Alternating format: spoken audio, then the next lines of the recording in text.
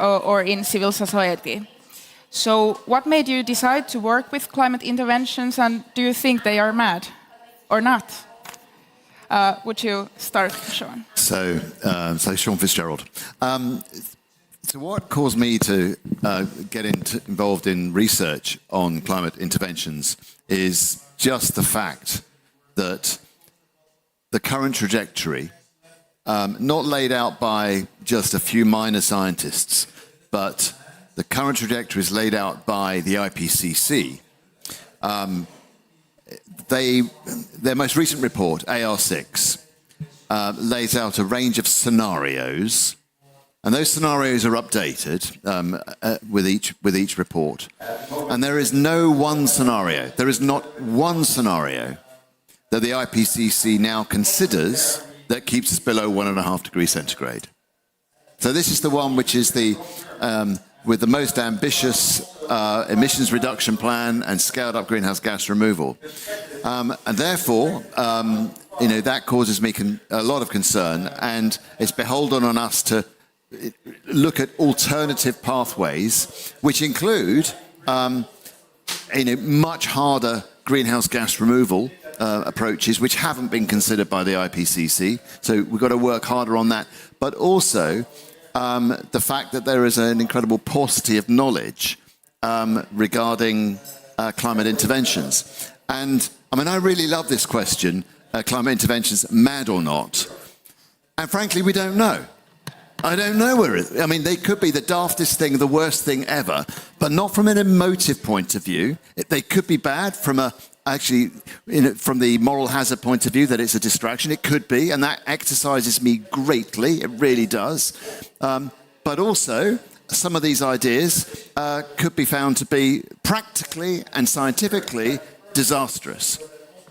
On the other hand, they might actually be pathways which actually could help stave off the worst effects, keep temperatures, a limit on temperatures. And we need to know more than we currently do in order to equip society with more knowledge. Because one thing that does scare me, and this was before that novel on Ministry for the Future, if people get desperate and then they just try things in the absence of knowledge, I would rather be able to equip people with knowledge, or have society equipped with knowledge, to say, well, if you're going to pull any levers, please don't pull that one.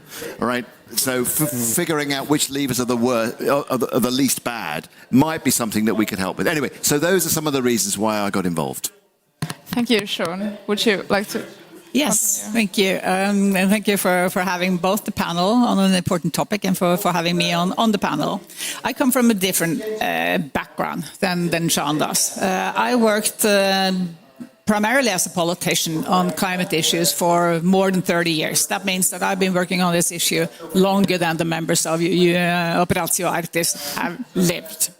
And I've been through all the phases. I was taking responsibility in the phase where we thought that me as a private citizen, I changed the way I shopped, I changed the way I traveled, I changed the way I live, and it didn't help.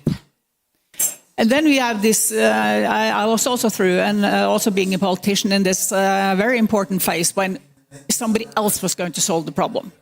So I'm from Norway, so we have a lot of money, and we have been spending a lot of money solving these issues and problems elsewhere.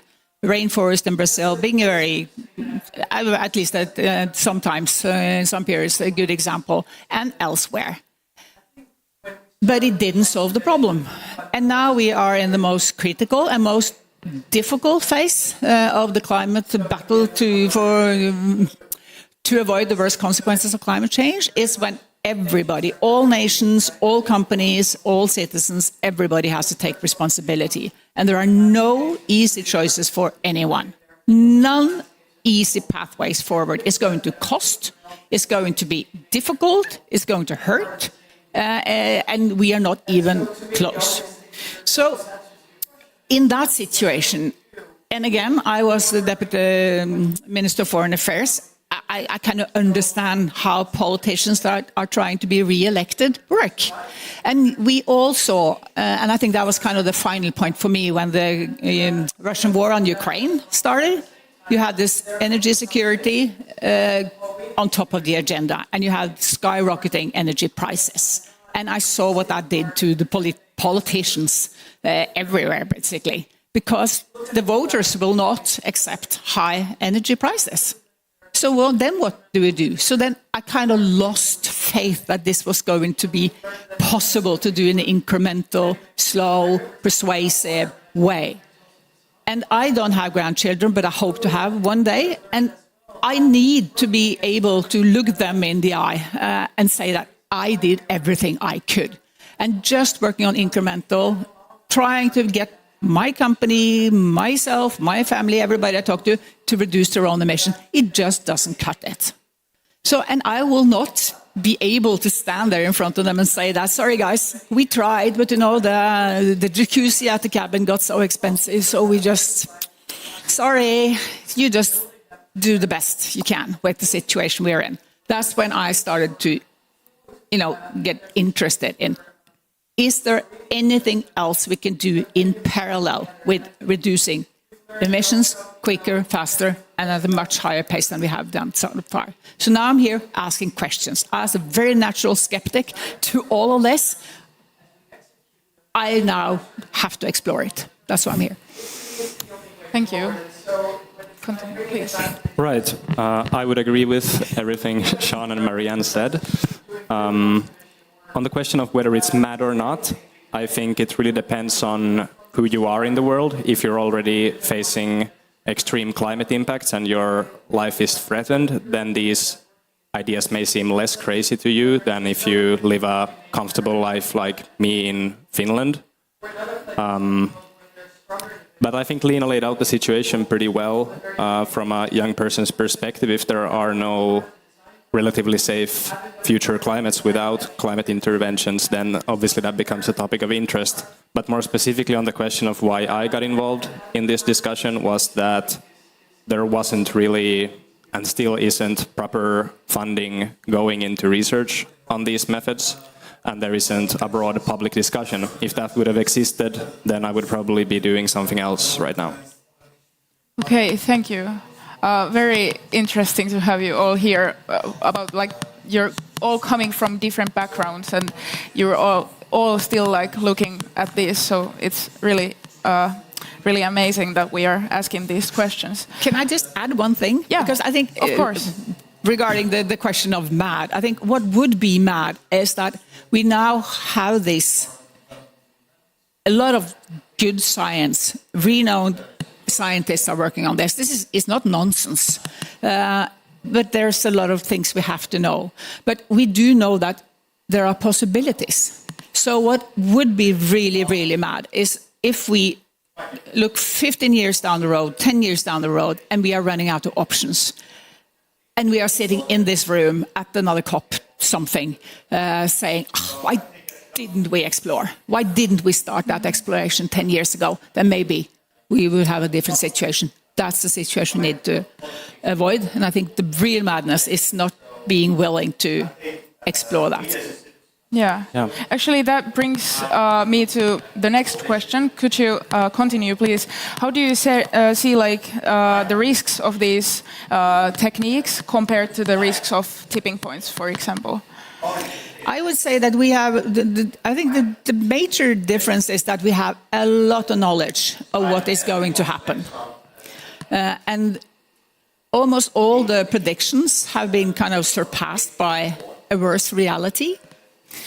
We do not know what would happen if you introduce a seabed curtain, if you introduce any of the other techniques. We just simply do not know because we have not run the models. Because from what I see, the scientific community as a whole are not willing to discuss it on the moral reasons. And that is understandable, but it also deprives us of the opportunity to find out. And I think that would be one way to move this forward, would be for all the skeptics. I'm only interested in skeptics because I'm not interested in those that are in favor, because I know what they're going to say. But I'm interested in understanding why is this scientist, why are you against it? Why do you think this is a bad idea? That's what's interesting. That's what brings this forward. So I think that if more skeptic scientists out there were actually stepping up, saying, I will enter this discussion, I will participate in this collection of data and analysis of data, that will get us forward. Do you want to continue? Sure. I would agree with that, and probably add that we have been cooling the planet by mistake through our aerosol emissions from various industries, and it doesn't seem like a totally unreasonable idea that if we channeled proper funding to research and had some of our greatest minds try to figure out ways of cooling the planet, that we could actually achieve a quite considerable amount of cooling in a relatively safe way. I feel like that's my gut feeling, but of course we can't say anything for sure at this point, and we need more research before we can make that kind of statements. But I feel like letting the planet warm and ignoring this topic would be the much more dangerous option. Yeah. Do you want to add something as a researcher? And well, it's a big question. Are the risks of solar radiation management or climate interventions greater than the other risks? And I don't know, actually. But maintaining a paucity of knowledge in this area doesn't get us any further. So it's a really important question. Therefore, there are certain types of climate intervention where there's been more study than others. So the levels of uncertainty associated with those are therefore not as great as in others. So let me give you an example. A while ago, it was suggested that the idea of increasing the rate at which sea ice can grow in the Arctic over the winter might be one way of being able to maintain a greater extent of Arctic sea ice over the Arctic summer. Well, that sounds like an interesting idea. And one of the proposals that we are looking at involves pumping seawater on top of sea ice, because the rate at which sea ice grows is deemed and is thought, and I agree with this, to be greater. So that sounds great. We're going to go and make thicker sea ice over the Arctic winter, because that will then help that ice last longer over the Arctic summer. But here's the rub. The Arctic sea ice that you've just formed with this way is saltier. So you've changed the melting temperature potentially. So it's quite possible that this idea has made thicker, saltier ice, and it lasts less long than actually doing nothing, because the original ice would have actually formed naturally and would have been less salty. We don't know. And what I want to do is increase our knowledge base in these sorts of areas so that we can make informed decisions to either take some certain things off the table, because frankly they're not good ideas, and focus our attention on those that have greater potential. So, I don't know is in answer to your question, but a preservation of a paucity of knowledge doesn't allow us to move forward. Thank you, Shaun. What we do know is that there has been made mistakes in the past. And we probably can expect also mistakes to be made in the future. What I think is extremely important here is to establish a framework and governance, obviously, but it is also to engage a much wider group of scientists, but also to engage media and a wider group, most people.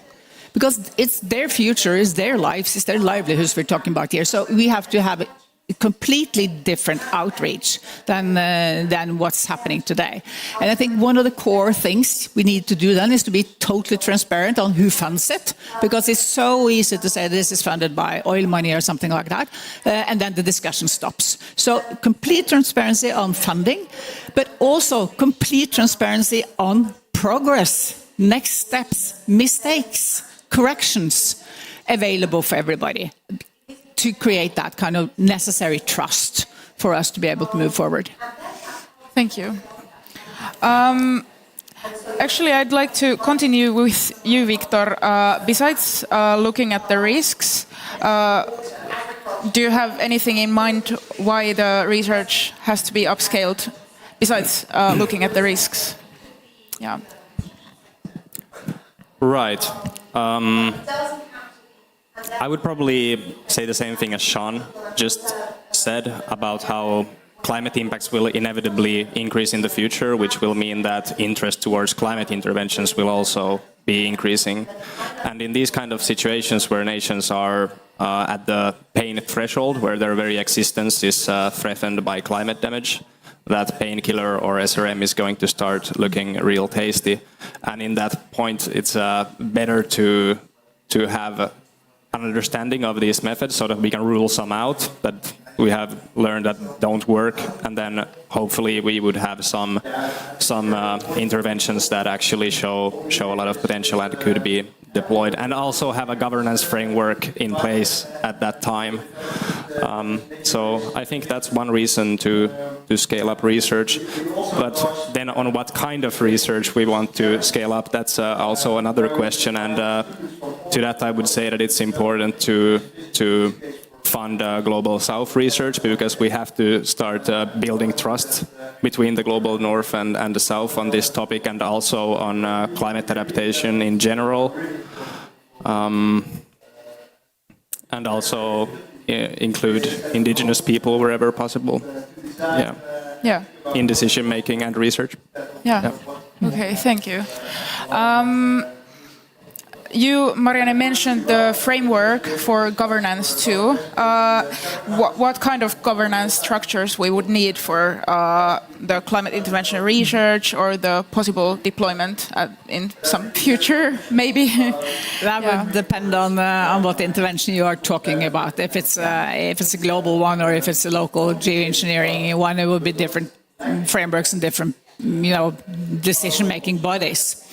But before we get to that, I think that, as Victor just pointed out, that Global South, Global North coalition has to be established. It has to be, as we had a wonderful event at the Cryosphere Pavilion yesterday, talking about how what happens in the Arctic or in the polar regions affects everybody. It affects the weather systems. It affects everybody that the whole world is depending on. And that is not knowledge that everybody holds. That is knowledge that is discussed in small groups. But we do have extremely amounts of knowledge on that topic, but we have to engage with the Global South for them to understand how this is going to affect them, and then you can have an alliance. I mean, then you can have the Pacific's or small island developing states discussing with Greenland, how can we do this together? Is there anything we could do together? That is a much, much, much better approach than just somebody with a bright idea trying to do it somewhere. Yeah. So, but of course, this is a topic for UN.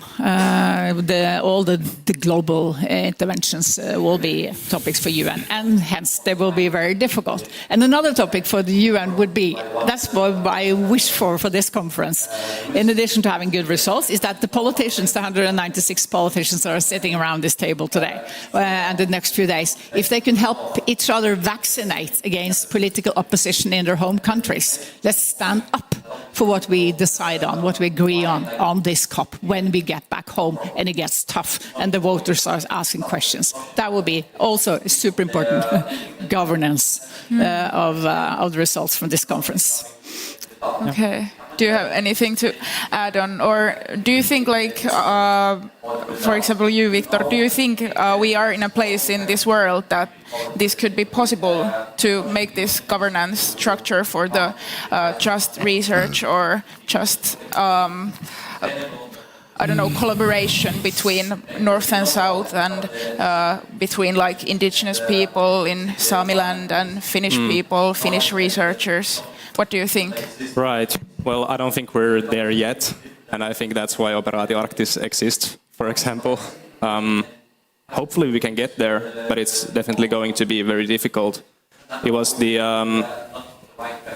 former foreign prime minister of Pakistan was talking on Tuesday as a part of the Overshoot Commission, and she said that a good beginning would be to properly fund the loss and damage fund that was agreed upon at the last COP. That would be a good beginning for trust building, and that could maybe open up the discussion on climate interventions as well. Yeah. Okay. Then going back to you, Shaun, you are from UK, not from the Nordics, but could you explain to all of our audience why is Arctic so key? Why are you searching Arctic interventions in UK? So, I mean, I'm not a climate scientist, let's be absolutely clear. And I'm sure there may be people in the room who've got actually a greater knowledge, but in relatively simplistic terms, what goes on in the Arctic doesn't stay in the Arctic. And I think of the Arctic and sea ice and some of the, as a bit like, excuse the bad analogy perhaps, but a bit like the nuclear rod a graphite rod in a nuclear reactor. All right, so, the Arctic, when things go in the Arctic, it's going to affect the world in really significant ways. And, for example, the role of sea ice and its function in maintaining the Atlantic meridian or overturning circulation, which has an impact not across the Atlantic into different hemispheres.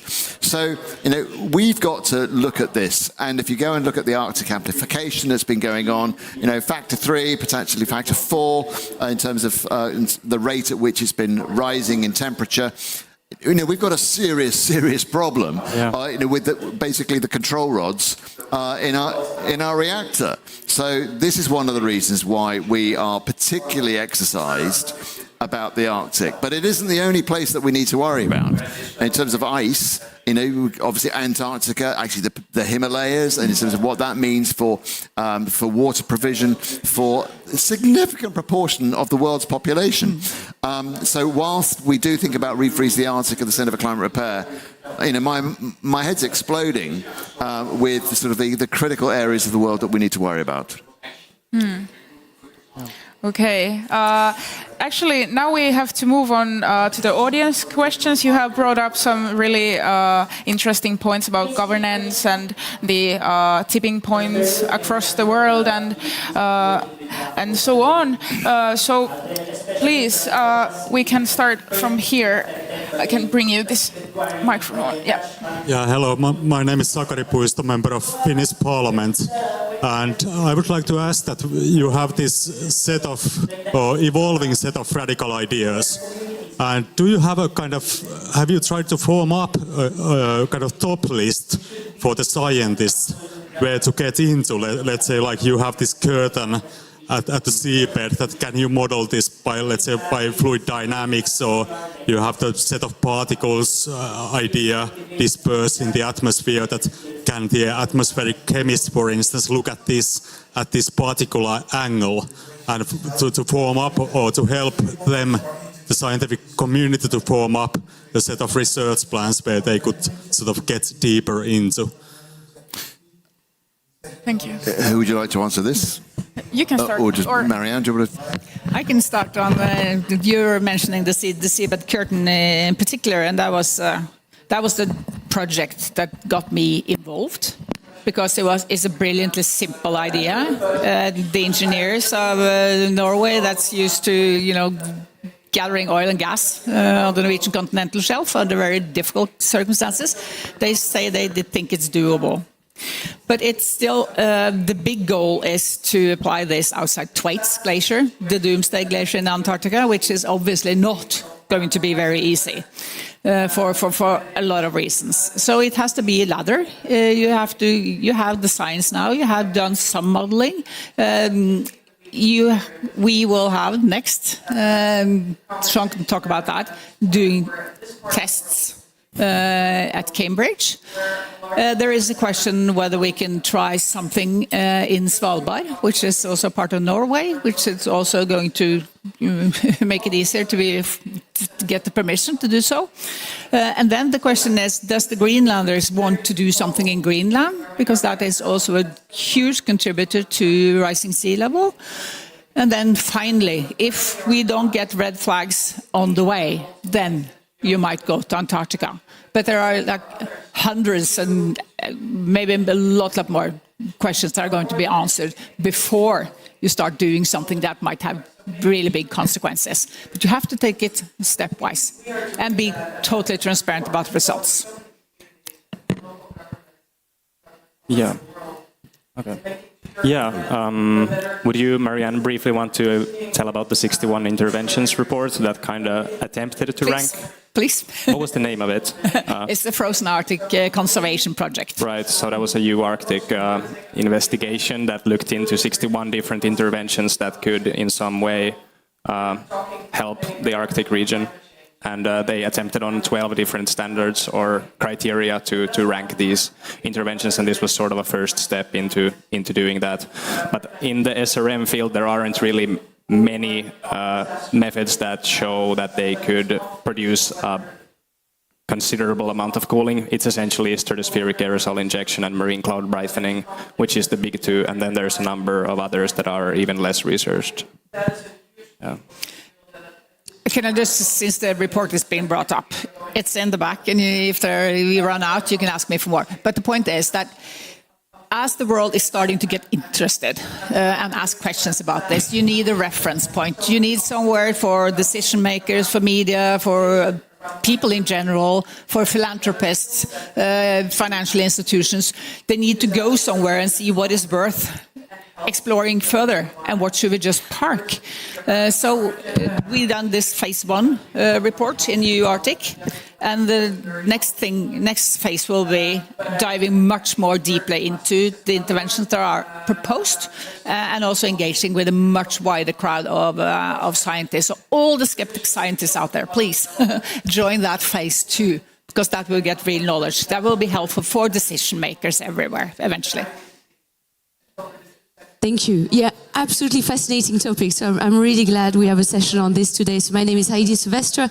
I'm a glaciologist and I work at the Arctic Council, the Arctic Monitoring and Assessment Program. I must say I'm beyond extremely concerned about the negative consequences of geoengineering. I agree with you on so many points though. We need a governance mechanism. We need to study more these pseudo-solutions. But we are already aware of so much when it comes to the negative consequences of geoengineering. And I will also tell you why we are struggling to have a good dialogue with you, academia, the scientists. Because for so many years we've been used so badly by geoengineers to justify such solutions. So many of my colleagues, so many of my friends found themselves in papers justifying solar radiation management or stuff like that. And they absolutely didn't want to justify it, but they were used by the geoengineering community, not you guys, but other people, which was a really big problem. We are aware of the negative consequences, for example, solar radiation management. I'll try to keep it short. This has already happened. Volcanoes do that all the time.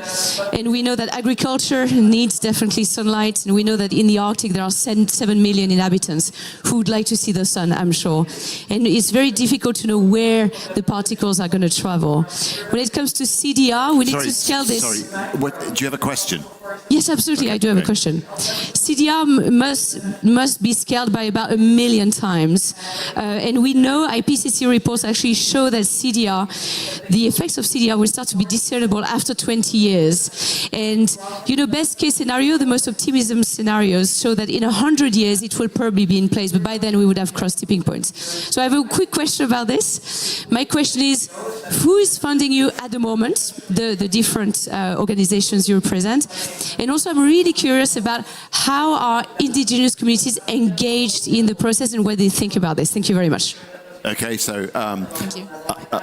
people that are funding this kind of research at the University of Cambridge, there is a group called Refreeze the Arctic Foundation, and they're funding work not just in Cambridge, they're funding work at TU Delft as well. So a lot of modelling work in TU Delft and more work in Cambridge, just looking at how can you ever design a nozzle that will generate particles of the right size range that might therefore be appropriate for marine cloud brightening. So that's Refreeze the Arctic Foundation. They've got a website, and it's all public. And in terms of trying to publicise who's funding us is really, really important. And that's the main work. We've got a philanthropist who's funding the PhD student on ice thickening, as I mentioned to you. And that will either show that it might have some merit, it might show it's the worst thing ever. So we're very clear about who's funding us, and if for some reason that's not easy to find, then that's a fault on our behalf, and we want to fix that. But it's really important that we disclose who's funding it, and then. But in terms of funding of this work, there is increased interest from US government and UK government to help further knowledge in this space. But to be absolutely clear, it is about just research, and that could actually show why it's such a terrible idea.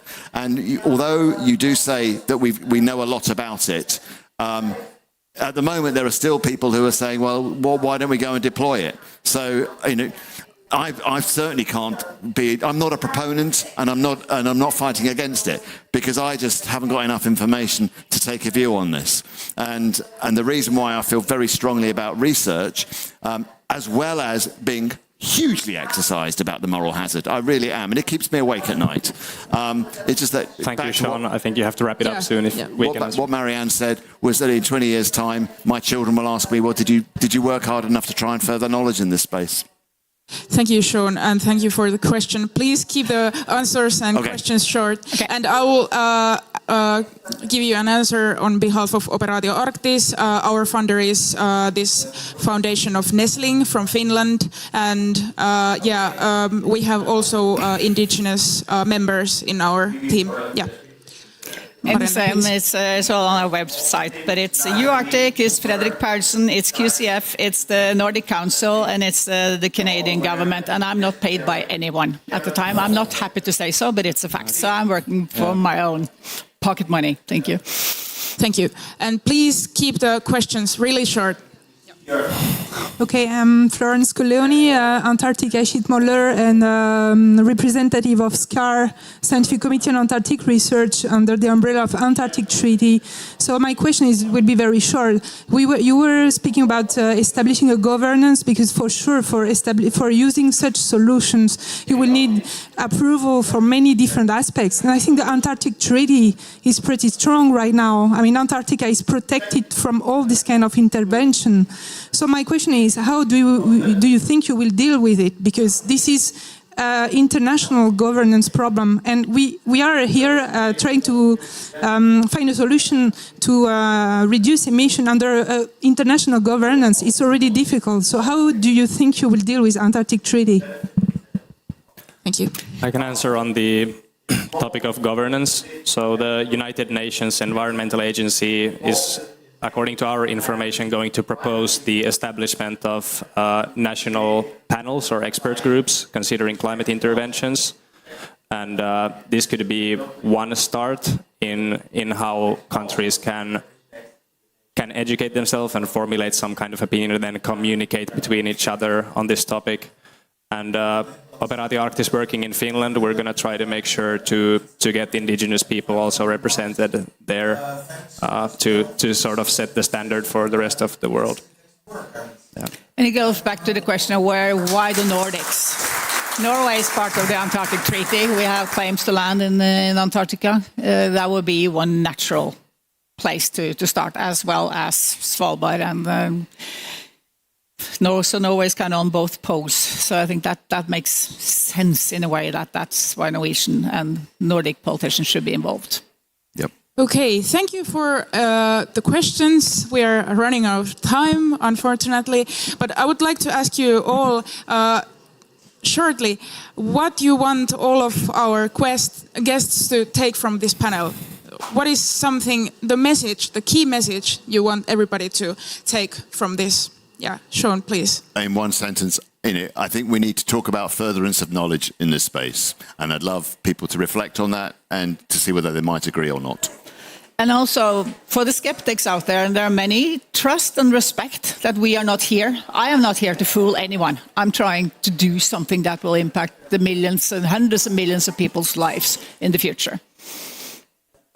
Yeah, so we need a broad, inclusive discussion with different stakeholders in society. And the problem we sometimes face is we ask some institution or NGO to come talk to some event or just discuss with us privately, but they say we don't have an expert on this. And there isn't really like a PhD in climate interventions. It's such an interdisciplinary topic that we all have to get a little bit out of our comfort zones and not just say, well, this is not my job, and actually in some way contribute to the discussion. Thank you, and now we have to wrap up this, but I encourage you all to look on this and give your opinions and message to us, and please, if you want to meet us, we can Zoom anytime and talk about this further. So thank you, and thank you. Yep.